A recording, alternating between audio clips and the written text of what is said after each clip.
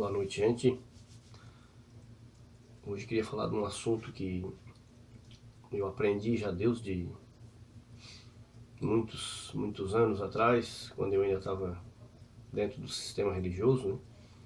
A respeito do anjo da igreja. Não sei quantos de vocês já ouviram falar desse assunto. Eu aprendi lá dentro do sistema que o anjo da igreja era o pastor. E por isso que tantas pessoas têm medo, às vezes, de rebater o que um pastor fala, de, dentro da palavra de Deus, ser contra alguns ensinamentos errados, porque a pessoa acha que, na cabeça dele, pelo fato dele ser o anjo da igreja, ele não pode estar indo contra o anjo da igreja porque Deus vai punir, né? Que é uma das maneiras de colocar medo nas pessoas. Então, um dos textos, do estudo que eu queria falar com vocês hoje, é a respeito do anjo da igreja, que fala em Apocalipse. Até nós chegar lá, a gente vai passar por alguns textos primeiro, mas a pergunta é, o pastor é o anjo da igreja? Antes de nós chegar nesse assunto, é necessário a gente entender algumas coisas. O que é necessário a gente entender? Igreja. Já tenho vídeos que falam sobre isso, mas para poder entrar nesse assunto é obrigado a entrar nesse passar por outros assuntos de novo. Então, igreja tem alguma coisa a ver com as denominações religiosas? Com igreja A, B, C, D, U, I, F, H, I, J, L, M, N, O? Não. Então, igreja da Bíblia, quando ela se refere à igreja, é pessoas reunidas ao nome de Cristo. Qual é o primeiro texto que comprova isso? É 1 Coríntios, capítulo 1. Eu já fiz um vídeo sobre isso, mas é necessário a gente ler para poder entender. Eu quero tentar ser o mais breve possível, porque é um assunto bem complexo.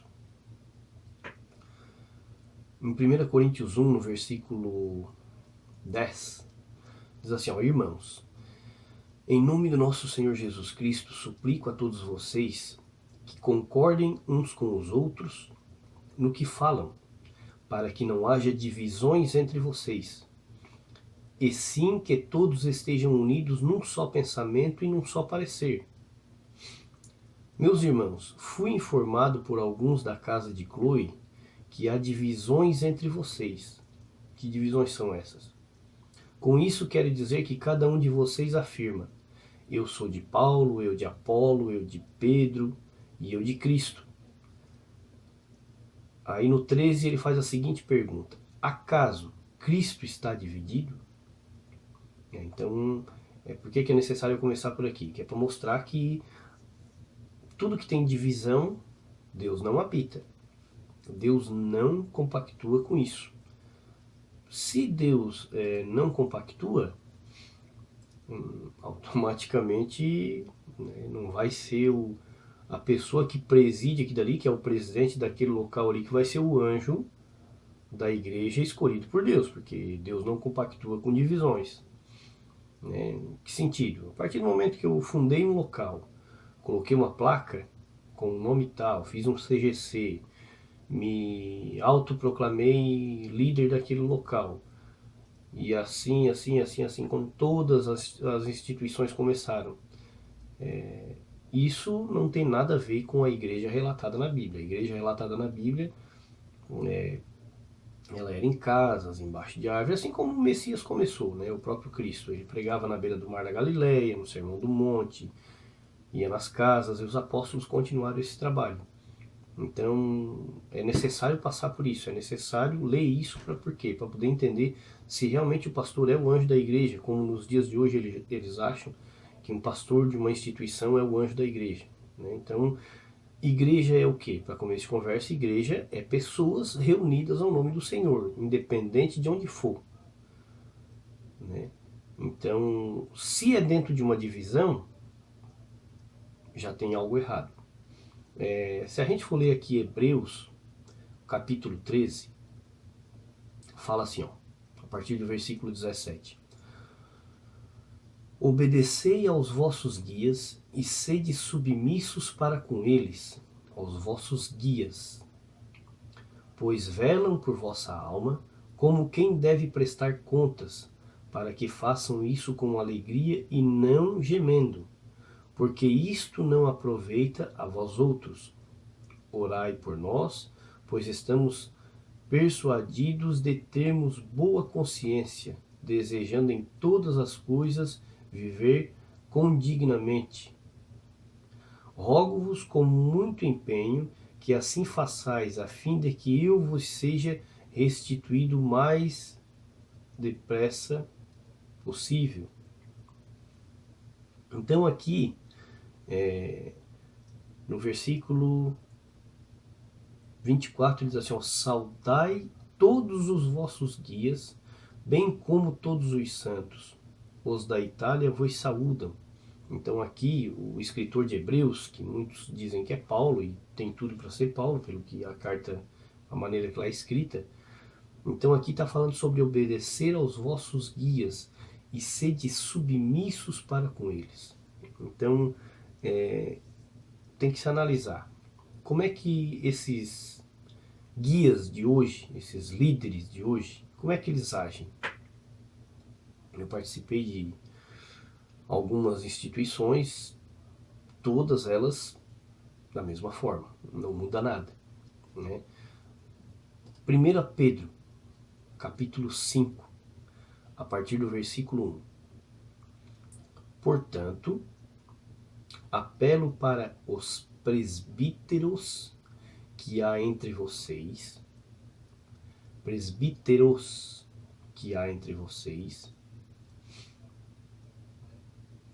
Antes de nós terminar esse capítulo, vocês deixam aí aberto 1 Pedro 5 e abram comigo em Filipenses no capítulo 1.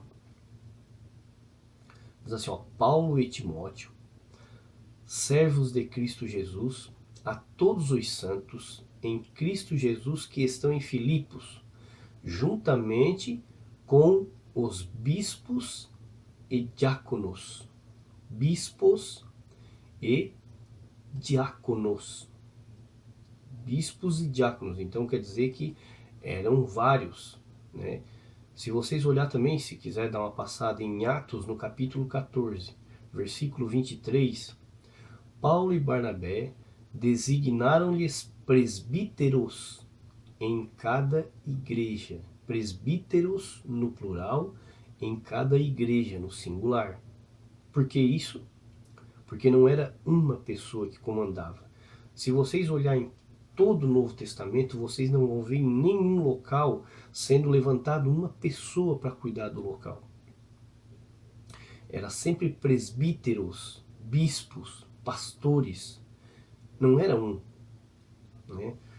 Quando houve, nós já vamos voltar aqui em 1 Pedro, quando houve uma grande contenda, foi em Apocalipse, não, foi em Atos 15, houve uma grande contenda, uma grande confusão, porque Paulo estava indo, Paulo e Barnabé estavam indo nas cidades, explanando a graça, e os judeus vinham com a lei. E chegou um momento que deu uma discussão tão séria que eles tiveram que voltar para Jerusalém. Aí em Atos capítulo 15, diz assim o primeiro versículo, alguns indivíduos que desceram da Judeia ensinavam aos irmãos assim, se não vos circuncidardes, segundo o costume de Moisés, não podeis ser salvos. Tendo havido de parte de Paulo e Barnabé contenda e não pequena discussão com eles, resolveram que esses dois e alguns outros dentre eles subissem a Jerusalém aos apóstolos e presbíteros com respeito a esta questão. Enviados, pois, até certo ponto, acompanhados pela igreja, atravessaram as províncias da Fenícia e Samaria, e narrando a conversão dos gentios, causaram grande alegria a todos os irmãos. Tendo eles chegado a Jerusalém, foram recebidos pela igreja, pelos apóstolos e pelos presbíteros, e relataram tudo o que Deus fizera com eles. vocês estão vendo aqui alguma parte onde diz que existe um pastor presidente, que ele manda, que ele domina, que ele faz isso. Então, eu posso falar de experiência minha, por ter vivido um bom tempo dentro da instituição religiosa, que dentro da instituição religiosa, dentro da denominação A, B, C, quem manda é o líder. O pastor presidente, que eles inventaram até pastor presidente. Ele é o que manda ali. O que ele falou está falado. Pode se reunir 2, 3, não, mas tá, ele vai dizer, então sai fora e procura outro lugar, aqui quem manda sou eu. Né? Tanto que eu já ouvi até alguns pregadores na televisão dizer a minha igreja, né? Que eles afirmam que é a minha igreja. Então, por que é necessário entrar nesses assuntos? Para entender quando o Apocalipse fala sobre o anjo da igreja, não tem nada a ver com isso que a gente vê nos dias de hoje. Essas instituições, líderes dessas instituições, que se dizem pastores presidentes, que mandam naquilo dali. Por que é completamente diferente daquilo que a Bíblia ensina? Em 1 Pedro, no capítulo 5, aqui onde a gente estava lendo, diz assim, ó, o primeiro versículo: portanto, apelo para os presbíteros, não é um, são presbíteros, que há entre vocês, e eu faço na qualidade de presbítero, porque a palavra presbítero e pastor tem a mesma função, mesma tonalidade, como eles, e testemunha dos sofrimentos de Cristo, como alguém que participará da glória a ser revelada. Pastoreiem o rebanho de Deus que está aos seus cuidados, olhem por ele, olhem, está dizendo olhem por ele, não por obrigação, mas de livre vontade, como Deus quer. Não façam isso para ganhar dinheiro, mas com o desejo de servir. Não hajam como dominadores dos que lhes foram confiados, mas como exemplo para o rebanho. Então, aqui está falando pastoreiem. Por que pastoreiem? Porque o dom de pastor, para nós hoje, ele é apenas um dom. A pessoa não é pastor num sentido, como é que eu vou dizer assim, assumindo a posição de Cristo, porque o supremo pastor é Cristo. Ele é o pastor. Ele quem deu a vida pelas suas ovelhas. As ovelhas seguem a voz dele. Nós hoje temos dons, e cada um tem o seu dom para benefício da igreja. Um tem o dom de pastor, porque hoje eles transformaram o pastor até em profissão.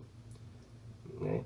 Um tem dom de pastor, outro tem dom de mestre, outro tem dom de evangelista. E assim por diante, cada um tem o seu dom, cada um contribui da sua forma. Então aqui está falando, pastoreio o rebanho de Deus que está aos seus cuidados, olhem por ele, não por obrigação. Quando entra na questão de obrigação, por que muitos líderes religiosos são obrigados? Porque eles são remunerados para isso, então eles são obrigados. Mas de livre vontade. Como Deus quer, não façam isso para ganhar dinheiro. Então a gente já vê que é tudo completamente ao contrário. Mas com o desejo de servir. Não hajam como dominadores dos que lhes foram confiados. O que a gente mais vê nos dias de hoje? Dominando mesmo. Eles dominam, eles pegam relatórios da tua vida, eles te cobram isso, te cobram aquilo outro. Não é uma coisa voluntária, não é uma coisa sadia, onde as pessoas crescem em amor, em compreensão, sem medo, sem culpa. Não, é colocado culpa, medo o tempo inteiro para poder dominar sobre as pessoas. Então é uma diferença muito grande entre aqueles que se dizem pastores nos dias de hoje e aquilo que a Bíblia relata. Por isso que não tem como afirmar que aquilo que fala lá em Apocalipse, que nós vamos ler agora, Apocalipse capítulo 1, a partir do versículo 9, João diz assim, ó: eu, João, irmão vosso e companheiro na tribulação, no reino e na perseverança em Jesus, achei-me na ilha chamada Patmos, por causa da palavra de Deus e do testemunho de Jesus. Achei-me em espírito. No dia do Senhor eu ouvi por detrás de mim grande voz como de trombeta, dizendo: O que vês, escreve em livro e manda às 7 igrejas: Éfeso, Esmirna, Pérgamo, Tiatira, Sardes, Filadélfia e Laodiceia. Essas 7 igrejas aqui são 7 denominações? São 7 instituições religiosas? É claro que não, né? Isso aqui são cidades. Né? Como se fosse aqui em Sombrio, é uma carta designada a Sombrio, aos irmãos que se reúnem em Sombrio.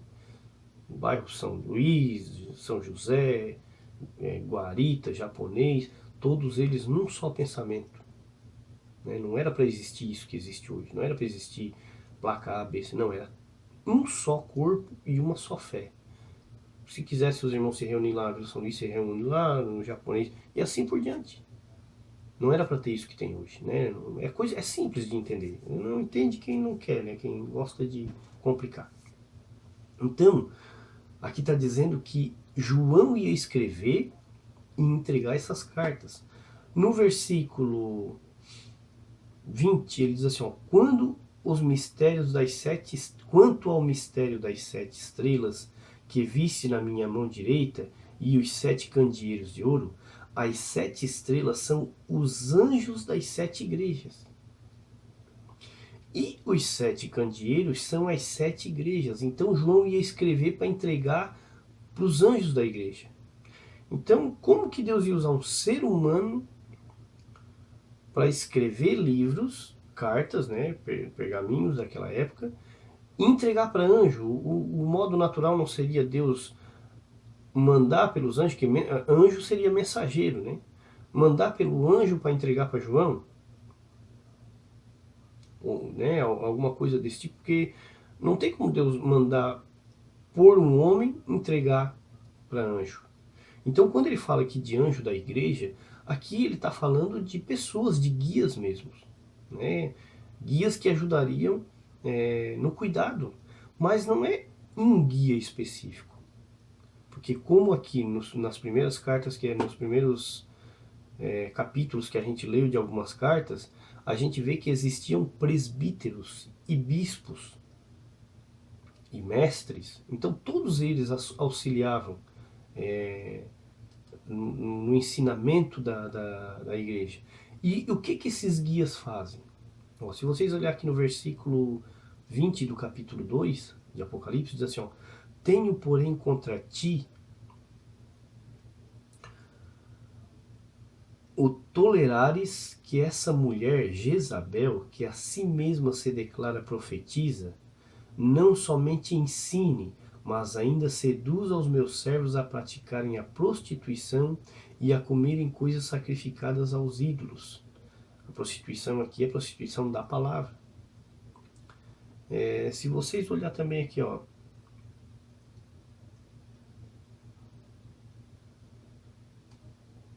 versículo 24. Digo, todavia, a vós outros, os demais de Tiatira, a tantos quantos não têm essa doutrina e que não conheceram, então, os mensageiros, eles eram responsáveis pelo quê? Né? Pelo que a palavra diz. Se vocês pegarem Deus o primeiro versículo lá do capítulo 2, o mensageiro era responsável, pelo que dá para entender da palavra aqui, pelo que eu consegui ler, pela doutrina. Sendo um guia realmente, ajudando a cuidar. Pessoas que eram responsáveis por ajudar a cuidar. Então, nos capítulos que a gente leu anteriormente, fala sobre isso também. O que é um verdadeiro guia, um verdadeiro líder dentro da Bíblia? É uma pessoa que, em primeiro lugar, não impõe cargo na vida de ninguém, não usa do evangelho para dominar, não usa do evangelho para ganhar dinheiro, enfim, tantas coisas, né? Não adianta nós estar listando tudo de novo. Então, os mensageiros que eu interpreto, que falam em Apocalipse 2, eram guias, pessoas da época que estavam dentro de cada uma dessas cidades. Pessoas que tinham responsabilidade em cuidar da igreja do Senhor, porque tem os responsáveis.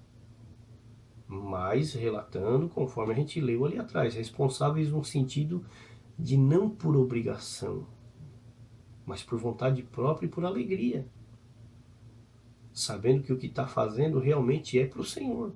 Não é para uma instituição, não é para um clero, não é para nada disso. É para o Senhor. Então, dentro do meu pensamento, e isso que eu queria repartir com vocês hoje, porque é um texto que se debate muito, se o pastor é o anjo da igreja, não tem nada a ver, nada a ver, nada, nada, nada, nada, nada. Por quê? Porque as duas coisas são completamente diferentes. O evangelho é uma coisa, o evangelho corre para cá. A instituição ela corre para o outro lado. Então, espero que eu tenha ajudado realmente nesse sentido e que vocês também possam se aprofundar nesses assuntos para ler. Se a gente for ler aqui, realmente é complicado em certas questões, pode até ser, mas dentro da minha visão é simples e claro de entender.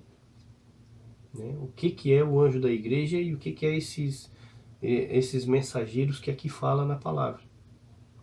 Amém? Então, boa noite, não quero me estender muito para o vídeo não ficar muito comprido. E esperando até uma próxima semana, se Deus quiser, fazer um outro vídeo para que a gente possa estar debatendo e junto aprendendo. Né? Agradecer se foi